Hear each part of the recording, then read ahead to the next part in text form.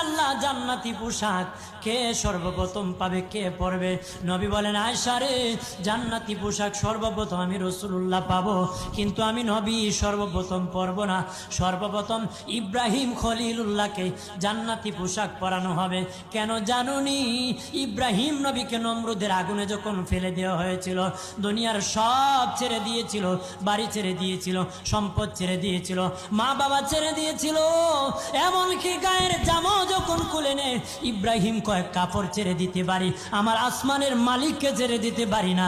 ওই দিন আল্লাহ ইব্রাহিমের সাথে অঙ্গীকার করেছিল, ইব্রাহিম আজকে তোমাকে সকলের সামনে উলঙ্গ করে লজ্জায় ফেলে দিয়েছি ইব্রাহিম, তারপরে তুমি আমাকে ছাড়ো নাই। আমি কিয়ামতের দিন সকলের সামনে মুসলমান, বেঈমান, কাফের, নাস্তিক যারা তোমাকে উলঙ্গ করেছিল, তাদের সামনে আমি আল্লাহ আনুষ্ঠানিকভাবে তোমাকে কাপড় পরায় দিব।